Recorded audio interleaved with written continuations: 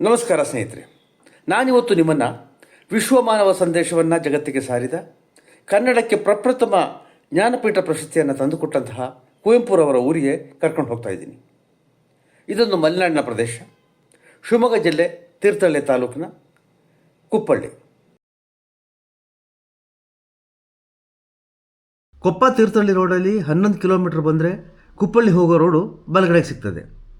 ನೀವು ತೀರ್ಥಹಳ್ಳಿಯಿಂದ ಬರೋದಾದರೆ 16 ಕಿಲೋಮೀಟರ್ ಬಂದರೂ ಕೂಡ ಇಲ್ಲೇ ತಲುಪ್ತೀರಿ. ಇಲ್ಲಿಂದ ಕುಪ್ಪಳ್ಳಿ 1 ಕಿಲೋಮೀಟ್ರು.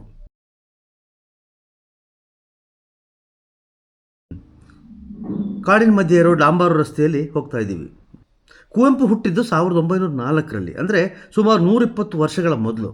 120 ವರ್ಷಗಳ ಹಿಂದೆ ಈ ಪ್ರದೇಶ ಹೇಗಿದ್ದಿರ್ಬೋದು ಅಂತ ಸ್ವಲ್ಪ ಯೋಚನೆ ಮಾಡಿ ನೋಡಿ. ಎತ್ತಿನ ಗಾಡಿ ಹೋಗಬಹುದಾದ ಒಂದು ರಸ್ತೆ, ಸುತ್ತಲೂ ದಟ್ಟವಾದ ಕಾಡು, ಕಾಡಲ್ಲಿ ಅದೆಷ್ಟು ಪ್ರಾಣಿಗಳು, ಹುಲಿ, ಆನೆ, ಕರಡಿ ಏನೆಲ್ಲ ಇದ್ದಿರಬಹುದು. ಪ್ರಾಥಮಿಕ ಶಿಕ್ಷಣವನ್ನು ಕುವೆಂಪುರವರು ತೀರ್ಥಹಳ್ಳಿಯಲ್ಲಿ ಮಾಡಿದರು. ಅಂದರೆ ದಟ್ಟ ಕಾಡಿನಲ್ಲಿ 17 ಕಿಲೋಮೀಟರ್ ಕ್ರಮಿಸಿ ಶಾಲೆಗೆ ಹೋಗಬೇಕು. ಹೇಳಿ ಕೇಳಿ ಮಲೆನಾಡು, ವರ್ಷದಲ್ಲಿ ಕನಿಷ್ಠ 3-4 ತಿಂಗಳು ಬಿಟ್ಟು ಬಿಡದಂತಹ ಮಳೆ. ಇಂತಹ ಕುಗ್ರಾಮದಲ್ಲಿ ಹುಟ್ಟಿ ಹಂತ ಹಂತವಾಗಿ ಮೇಲೇರಿ ಪ್ರತಿಷ್ಠಿತ ಮೈಸೂರು ವಿಶ್ವವಿದ್ಯಾನಿಲಯದ ಕುಲಪತಿಗಳಾದರು. ದೇಶದ ಅತ್ಯುನ್ನತ ಸಾಹಿತ್ಯ ಪ್ರಶಸ್ತಿಯಾದ ಜ್ಞಾನಪೀಠ ಪ್ರಶಸ್ತಿಯನ್ನು ಕನ್ನಡಕ್ಕೆ ಮೊಟ್ಟ ಮೊದಲ ಬಾರಿ ತಂದುಕೊಟ್ರು. ಇವರ ಸಾಧನೆ ಮುಂದೆ ನಾವು ಶಿರಸಾಷ್ಟಾಂಗ ನಮಸ್ಕಾರ ಮಾಡಲೇಬೇಕು.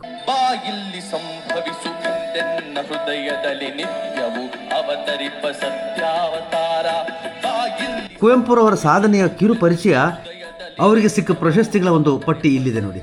ಕೇಂದ್ರ ಸರ್ಕಾರದಿಂದ ಪದ್ಮಭೂಷಣ ಮತ್ತು ಪದ್ಮವಿಭೂಷಣ, ರಾಜ್ಯ ಸರ್ಕಾರದಿಂದ ರಾಷ್ಟ್ರಕವಿ ಮತ್ತು ಪಂಪ ಪ್ರಶಸ್ತಿ, ಕೇಂದ್ರ ಸಾಹಿತ್ಯ ಅಕಾಡೆಮಿ, ಜ್ಞಾನಪೀಠ ಪುರಸ್ಕಾರವು ಅವರ ಮುಡಿಗೇರಿದೆ. 9 ವಿಶ್ವವಿದ್ಯಾಲಯಗಳು ಗೌರವ ಡಾಕ್ಟರೇಟ್ ಪದವಿ ನೀಡಿ ಗೌರವಿಸಿದೆ. ಅವರ ಜಯಭಾರತ ಜನನಿಯ ತನುಜಾತೆ ಮತ್ತು ನೇಗಿಲ ಯೋಗಿ ಗೀತೆಗಳನ್ನು ಕ್ರಮವಾಗಿ ರಾಜ್ಯ ಗೀತೆಯಾಗಿ ಮತ್ತು ರೈತ ಗೀತೆಯಾಗಿ ರಾಜ್ಯ ಸರ್ಕಾರ ಅಂಗೀಕರಿಸಿದೆ. ಕುವೆಂಪುರವರು ಹುಟ್ಟಿ ಬೆಳೆದ ಮನೆ ಇದು. ವಾಸ್ತವದಲ್ಲಿ ಅವರು ಹುಟ್ಟಿದ್ದು ಅವರ ತಾಯಿಯ ತವರು ಮನೆ ಹಿರೇಕೊಡಿಗೆಯಲ್ಲಿ. ಇಲ್ಲಿ ಹತ್ತಿರದಲ್ಲಿದ್ದರೂ ಕೂಡ ಅದು ಚಿಕ್ಕಮಗಳೂರು ಜಿಲ್ಲೆಗೆ ಸೇರುತ್ತೆ. ತಮ್ಮ ಬಾಲ್ಯವನ್ನು ಕಳೆದ ಅವರ ತಂದೆಯ ಮನೆ ಇದೊಂದು ಕೂಡು ಕುಟುಂಬದ ಮನೆ. ಈ ಮನೆ 150ರಿಂದ 200 ವರ್ಷ ಹಳೆಯದ್ದು. ಮೂಲ ಮನೆಯ ರೀತಿಯಲ್ಲೇ ಪುನರ್ ನಿರ್ಮಾಣ ಮಾಡಲಾಗಿದೆ. ರಾಷ್ಟ್ರಕವಿ ಕುವೆಂಪು ಪ್ರತಿಷ್ಠಾನದ ಅಡಿಯಲ್ಲಿ ಅವರ ಬದುಕು, ಬರಹ, ಜೀವನವನ್ನು ಜನರಿಗೆ ಪರಿಚಯಿಸುವ ಮ್ಯೂಸಿಯಂ ಆಗಿ ಪರಿವರ್ತನೆಯಾಗಿದೆ. ಮನೆಯ ಒಳಗೆ ಹೋಗಬೇಕಾದ್ರೆ ಟಿಕೆಟ್ ಪಡಿಬೇಕು. ಬೆಳಿಗ್ಗೆ 9ರಿಂದ ಸಂಜೆ 5:30ರವರೆಗೆ ಪ್ರವೇಶವಿದೆ. ಫೋಟೋಗ್ರಫಿ ಮತ್ತು ವಿಡಿಯೋಗ್ರಫಿ ನಿಷಿದ್ಧ. ಹಾಗೊಂದು ವೇಳೆ ನಿಮಗೆ ಫೋಟೋ ಅಥವಾ ವಿಡಿಯೋ ತೆಗಿಬೇಕು ಅಂತಿದ್ರೆ ಮೊದಲೇ ಪ್ರತಿಷ್ಠಾನವನ್ನು ಸಂಪರ್ಕಿಸಿ ಅನುಮತಿ ಪಡಿಬೇಕಾಗಿದೆ. ನಾವು ಮೊದಲೇ ಅನುಮತಿ ಪಡೆದೇ ಇರೋ ಕಾರಣ ಮನೆಯೊಳಗಿನ ದೃಶ್ಯವನ್ನು ನಿಮಗೆ ತೋರಿಸಲಿಕ್ಕೆ ಸಾಧ್ಯವಾಗ್ತಾ ಇಲ್ಲ. ಮನೆ ಪಕ್ಕದಲ್ಲಿರೋ ವ್ಯವಸಾಯದ ಸಲಕರಣೆಗಳನ್ನು ಇಡುವಂತಹ ಕೊಟ್ಟಿಗೆ. ಎತ್ತಿನ ಗಾಡಿ ಎಷ್ಟು ಚೆನ್ನಾಗಿದೆ ನೋಡಿ. ಆಗಿನ ಕಾಲದಲ್ಲಿ ಇದೊಂದೇ ವಾಹನ, ಎಲ್ಲಿ ಹೋಗಬೇಕಾದ್ರೂ ಇದರಲ್ಲೇ ಹೋಗಬೇಕು.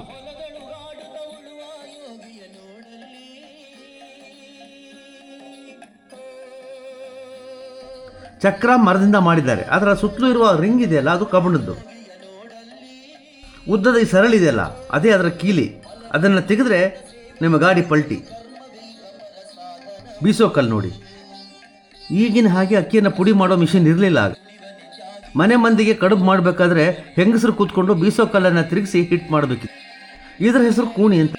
ಇದನ್ನೆಲ್ಲ ಈಗಿನ ತಲೆಮಾರಿನವರು ನೋಡಿರೋ ಚಾನ್ಸ್ ಕಡಿಮೆ. ಮೀನು ಹಿಡಿಲಿಕ್ಕೆ ಬಳಸ್ತಾರೆ.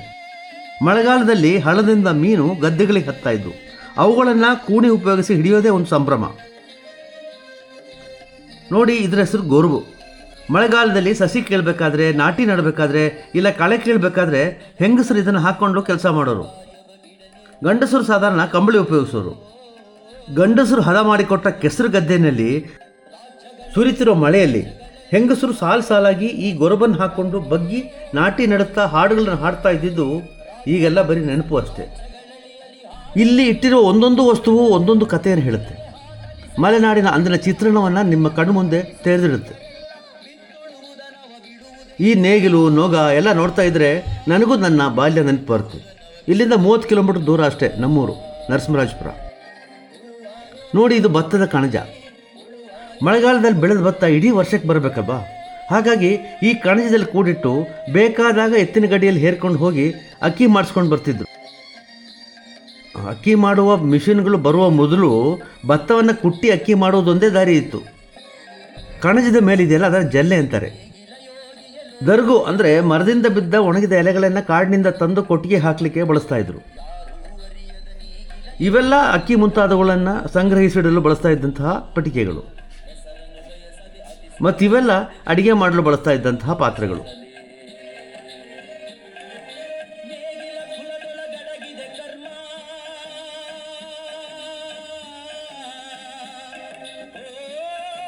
ಕೊಟ್ಟಿಗೆಗೆ ಎಷ್ಟೊಳ್ಳೆ ವೆಂಟಿಲೇಷನ್ ಇದೆ ನೋಡಿ.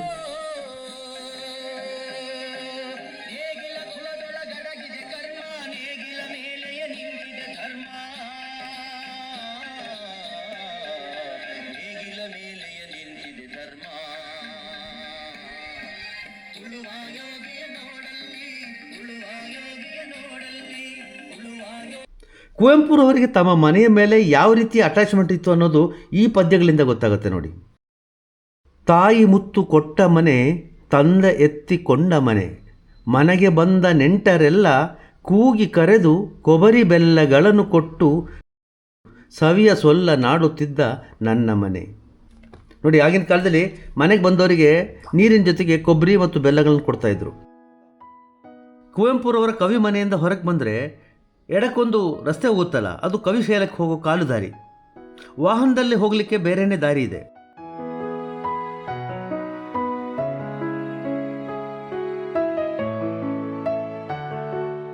ನೋಡಿ, ಇಲ್ಲಿವರೆಗೂ ನೀವು ನಿಮ್ಮ ವೆಹಿಕಲ್ಸಲ್ಲಿ ಬರಬಹುದು, ಆದರೆ ಇಲ್ಲಿ ಪಾರ್ಕ್ ಮಾಡಿ ಕವಿಶೈಲಕ್ಕೆ ನಡೆಸ್ಕೊಂಡು ಹೋಗಬೇಕು.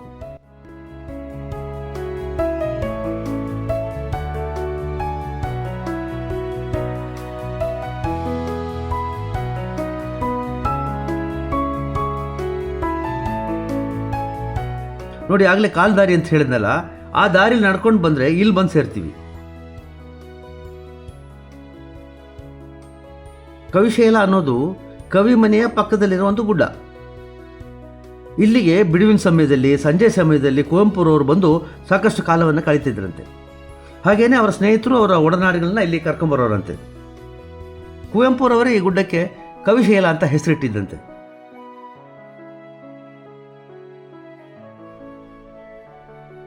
ನೋಡಿ, ಎಂಟ್ರೆನ್ಸ್ನಲ್ಲಿರೋ ಈ ಮಂಟಪ, ಕಲ್ಲಿನ ಮಂಟಪ ಎಷ್ಟು ಸುಂದರವಾಗಿದೆ ನೋಡಿ. ಕವಿಶೈಲದ ಧ್ಯಾನಪೀಠ ಅನ್ನೋ ಬೋರ್ಡ್ ಹಾಕಿದ್ದಾರೆ. ಕುವೆಂಪುರವರು ಈ ಬಂಡೆ ಮೇಲೆ ಕೂತು ಸೂರ್ಯಾಸ್ತಮಾನವನ್ನು ಸವಿತಾ ಇದ್ರಂತೆ. ಹಾಗೆಯೇ ತಮ್ಮ ಕಾವ್ಯ ಮತ್ತು ಇತರ ವಿಷಯಗಳ ಬಗ್ಗೆ ಚಿಂತನೆ ಮಾಡ್ತಾ ಇದ್ರಂತೆ. ಹಾಗಾಗಿ ಈ ಹೆಸರು.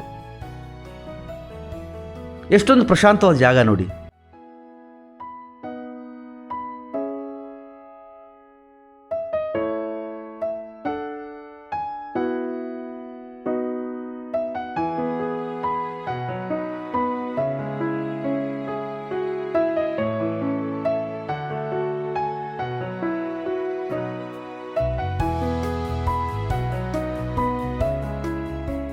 ನೋಡಿ, ಇಲ್ಲಿ TN ವೆಂಕಣ್ಣಯ್ಯ, BM ಶ್ರೀ, ಕುವೆಂಪುರವರ ಹೆಸರುಗಳನ್ನು ಕೆತ್ತಲಾಗಿದೆ. ಹೇಳಬೇಕು ಅಂದರೆ TN ವೆಂಕಣ್ಣಯ್ಯನವರು ಮತ್ತು BM ಶ್ರೀ ಅವರು ಕುವೆಂಪುರವರಿಗೆ ಪಾಠ ಹೇಳಿದ ಗುರುಗಳು. ಇವರೆಲ್ಲ ಚಿಕ್ಕಮಗಳೂರಿನಲ್ಲಿ ನಡೆದ ಒಂದು ಸಾಹಿತ್ಯ ಸಮ್ಮೇಳನದಲ್ಲಿ ಭಾಗವಹಿಸಿ ಇಲ್ಲಿಗೆ ಬಂದು ಕುವೆಂಪು ಮನೆಯಲ್ಲಿ 2 ದಿನ ತಂಗಿದ್ರಂತೆ. ಅದರ ನೆನಪಿಗಾಗಿ ಕುವೆಂಪುರವರು ಕೆತ್ತಿದ ಹೆಸರುಗಳಿವು.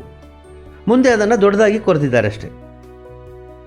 ಸಾಹಿತ್ಯ ಲೋಕದ ದಿಗ್ಗಜರ ಸಮಾಗಮಕ್ಕೆ ಸಾಕ್ಷಿಯಾಗಿ ನಿಂತಿದೆ ಈ ಕಲ್ಲು.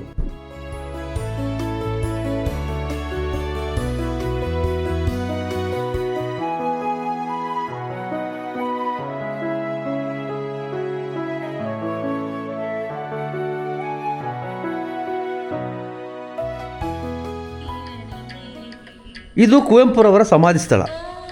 1994 ನವೆಂಬರ್ 11ರಂದು ಕುವೆಂಪುರವರು ಮರಣ ಹೊಂದುತ್ತಾರೆ. ಅವರ ಪಾರ್ಥಿವ ಶರೀರವನ್ನು ಮೈಸೂರಿನಿಂದ ಇಲ್ಲಿಗೆ ತಂದು ಸಕಲ ಸರ್ಕಾರಿ ಮರ್ಯಾದೆಗಳೊಂದಿಗೆ ಸುಡಲಾಗುತ್ತೆ. ಆ ಜಾಗದಲ್ಲಿ ಈ ಕಲ್ಲಿನ ಸಮಾಧಿಯನ್ನು ಕಟ್ಟಲಾಗಿದೆ.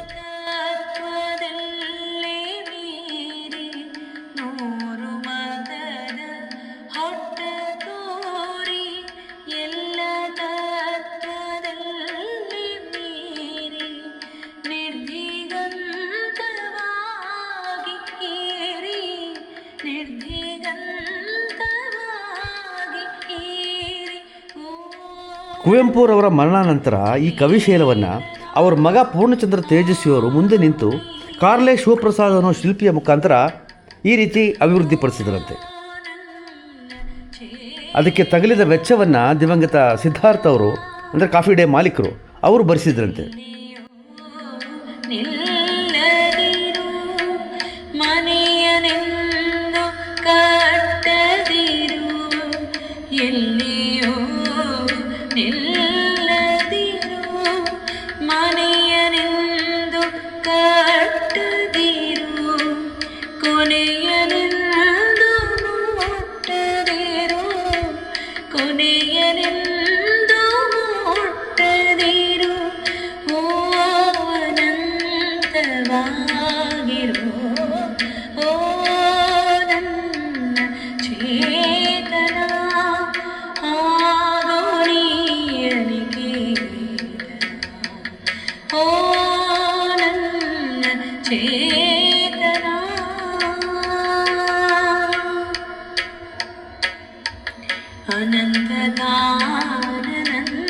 ಅನಂತವಾಗಿ ಆಗುತ್ತಿಹನೆ ನಿತ್ಯ ಯೋಗಿ